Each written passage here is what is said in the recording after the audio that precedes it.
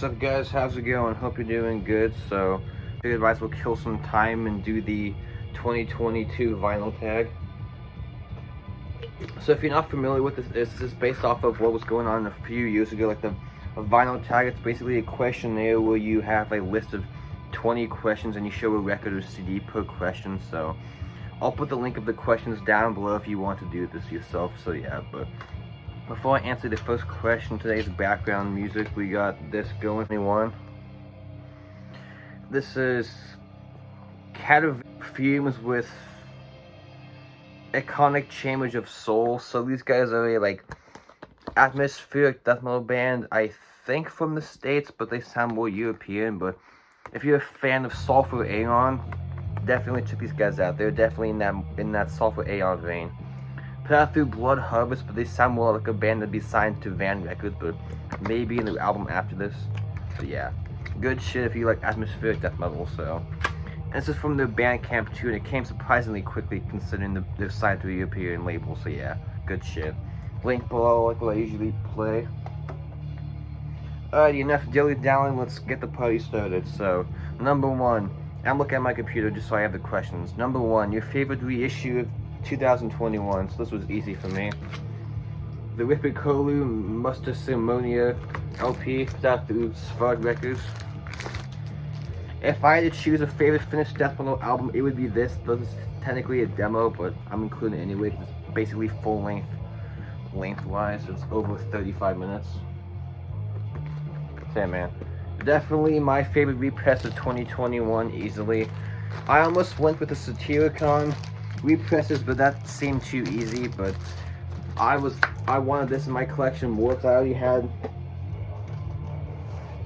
I've had this on CD for a few years, but I didn't own this at all, so this was definitely my favorite repress of 2021. So yeah, Ripikolu Muster Cerimonia. I'm sure I probably am slightly butchering that album title, but whatever.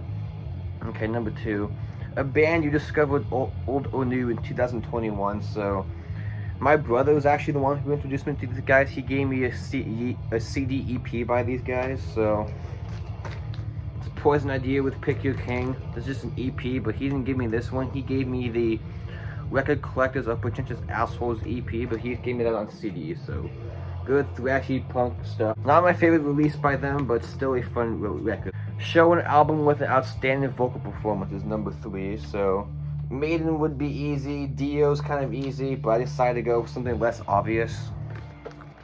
Fate's Warning, The Spectre Within. Not my favorite Fate's Warning, that would honestly be the debut, Night on Brocken, but this one's still solid too. Nice blue vinyl, love the old school Metal Blade logo. So yeah, the first two records is basically like Merciful Fate mixed with Iron Maiden, specifically like Diano era Maiden, but especially on the debut there's a lot more of that. These guys got more proggy later on, which Awaken the Guardian seems to be the most popular one. That record's good, but if the first three, it's honestly my least favorite, but this is probably you can't go wrong with the first 3 or 4 records though. They're all solid. So yeah, if you like Maiden and Merciful Fate and you want something from the US equivalent of that, check out some Fate's Warning. So yeah, Fate's Warning, Spectre Within, great vocal performance. So number 4, Show a Gap Filler. So I'm kind of cheating because a lot of this band's material I don't own because I'm honestly not a fan of it, but this is the last record from this era of the band I needed, and I kind of didn't want to get it for a while, but I saw it cheap on eBay like 3 or 4 years ago, so I decided to get it. Fuck that record, that's not what we're talking about. Okay, next up we got Show a Cheap Pickup from 2021. Dio, Masters of the Moon. Definitely not the best Dio record, but still solid. I think this was like 15 bucks at my local shop, so might as well. It's a Dio record I didn't have, so yeah. Dio, Masters of the Moon. His best album cover though, I fucking love that artwork, which I've actually considered doing like a favorite album artwork video, so if you guys want me to do that, let me know and I'll do it. So yeah, this would definitely be on the list though. So yeah, Dio, Masters of the Moon, not his best, but still fun. Okay, number 6, show your favorite artwork from a new release. This came out in 2020, so I'm not showing anything from last year, but I want to show this anyway. Yeah, Genocide, Genesis XIX, definitely not the best record, but probably the best since, like, M16 maybe? Great record, great cover art too, I love that album, so yeah. Sodom, Genesis, XIX, getting Frank back in the band definitely helped give them a needed kick in the ass. Favorite track from 2021 is number 7, so... Easily, I know people are gonna say, oh, it's a Skyfall. Nope, for me, it's Indestructible. I get that song stuck in my head all the damn time. There's times I've been at work, I just want to listen to that song over and over again, so sometimes I have to stop listening to it, but yeah. Favorite song of 2021 was definitely Indestructible off of this, so yeah. Great song. Okay, number 8, a song that became an earworm. So if you saw the stream that Marty and Alan did talking with King Fally about Maiden, or at least the first era, they talked about everything from the self-titled to Fear of the Dark, I think.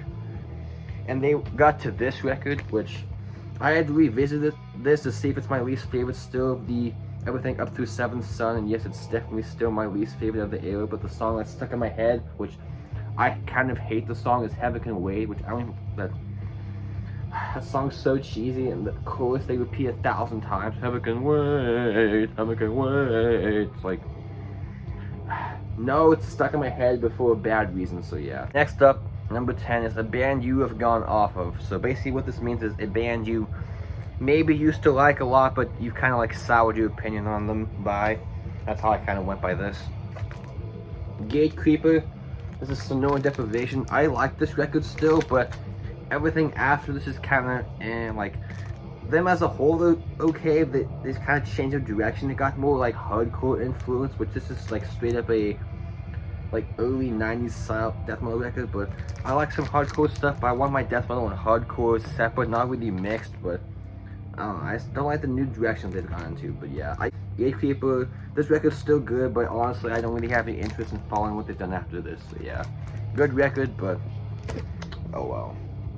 Okay, next up, number 9 is 2 albums you decided to call from your collection, so basically albums that you don't want anymore, so honestly, I can't really think of any albums there's some albums I don't play that often anymore, yeah, but I still want to keep them there just in case I come back to them, so probably Cop Out, but I don't really have anything, so yeah, that's my answer. Okay, number 11 is a 90s album recommendation. This is Accost with The Enemy Within. So these guys are a, like, death thrash kind of black band from the Netherlands, and they changed their name to become Legion of the Damned, who are a really solid death thrash band. But this is kind of different than Legion, because I think it was the same vocalist from Legion. Yeah, he's the only original member, but musically there's a little bit more like slight melodic black metal influences in the songwriting, which doesn't really have any in Legion of the Damned. So that is Accost, The Enemy Within. Number 12, show a 7-inch single or name a single that sold an album to you. So I decided to go with a simple single. Well, this is an EP, but whatever. This is Mangled with Involuntary Organ Disorder. So these guys are a, like, death thrash grind band from Atlanta. Put out through Boris Records, which this is the only thing I have by them, but this is still a good release. They have, I think, a self-released full-length. I haven't heard it though, but that's what it said according to Discogs. So, and Boris Records put this out, so I think they might still have copies. I'm not sure. But yeah, if you want a good EP that mixes like death metal, thrash, grind, and crest, this is a fun release. So yeah, Mangled, Involuntary Organ Disorder. Fun record. Okay, next up is name an epic song of 8 minutes in length or longer. So I didn't want to show 2 records by the same band, but I had to. It had to be done. Do I have to say what song it is? It's Rhyme of the Ancient Mariner, obviously. Not my favorite epic by Maiden, but definitely I would say one of their best, but yeah. Okay, number 14 is a quick opinion on Record Store Day. And also it like clogs up the pressing plant and makes the stuff from underground labels get hard, like take longer to get pressed on vinyl, just waiting for like dumb, like boring rock records to be pressed, I guess. But yeah. So not a fan of Record Store Day, but it has its purpose, I guess. I don't know. Number 15. What part of your music setup would you change? So, I like my stereo, my speakers, and my turntable, but honestly, the one thing I would change is my shelf, which you can see. These are the same brand, but these are different, so they're slightly high. There's one slightly higher than the other, so it kind of drives me crazy because I'm OCD about that stuff. So, and I just don't like how it looks. So if I had to change one thing, honestly, it would be my shelf. So I'll buy a new one sometime, but I'm honestly in no big hurry because yeah, there's more important things to buy than the shelf. But yeah. Number 16. Yeah, number 16. Your biggest musical disappointment of 2021. So, I live in an area that I have to go all the way to LA, which is like a 7-hour train ride because there's no shows around here. So I'm in a smaller town. We don't get shows, obviously. We only get like local shows. So, I guess a big disappointment was no shows really came to LA. And I had, I think, one show I was supposed to go to, it got delayed 3 times, so that was supposed to be Judas Priest and Sabaton. But I haven't seen Judas Priest, so it would have been cool to see that. It got canceled in 2020 because of COVID, then this year it got canceled because, oh, was it 2020? It was either 2020 or 2019. I think it's got canceled twice because of COVID, and then once because of Richie's health issues, and then after that they said, oh, we're rescheduling it, but they canceled one show. It was my show I was supposed to go to, so thanks for that, guys. So I guess a big disappointment was no shows really came to my area, I guess. And also another disappointment is a lot of the records I wanted to buy, there was like delays with the pressing plants because of like manufacturing issues or whatever, and like a lot of like getting stuff from Europe takes forever, and you don't want to have to deal with that. So I haven't really been ordering stuff from outside the states, so some of my favorite records aren't being pressed or repressed again because of like the manufacturing issues. So I guess another disappointment is some of my favorite records from last year I didn't buy because I don't want to have to deal with the like shipping issues. So yeah. As far as musically, there weren't really any big disappointments, but I guess if I actually had to think about it, maybe I could pull one, but I don't know. If I was gonna say Maiden, but honestly I wasn't really expecting the new album to be that good, so I guess it's kind of what I expected, but oh well.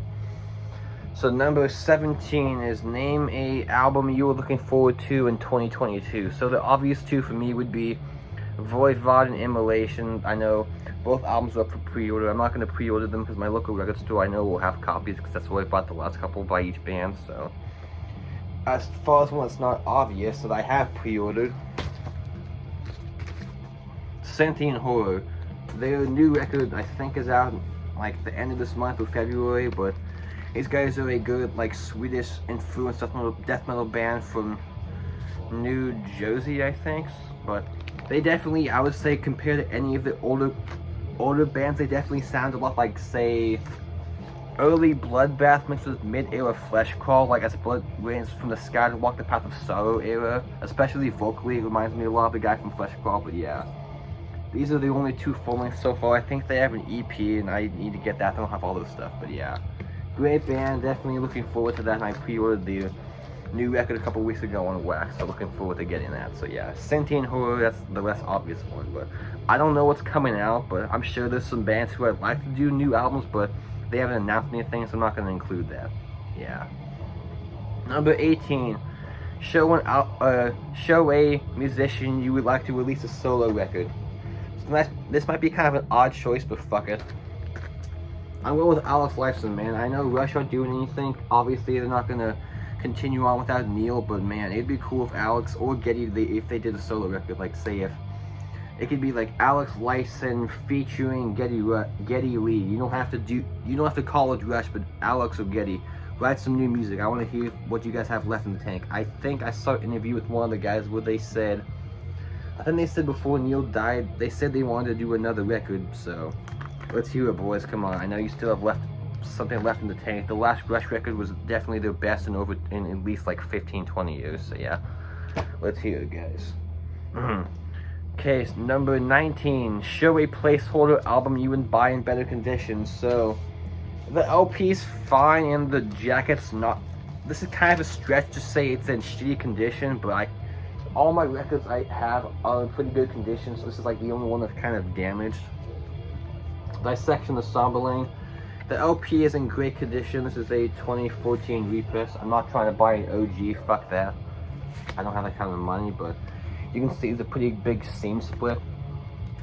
You can put your finger in there, and when the guy sent it to me, he said it was in like almost pristine condition, which he sent me the pictures, but he shipped it pretty shitty, so that happened in shipping, so that was annoying. So yeah, still great condition though.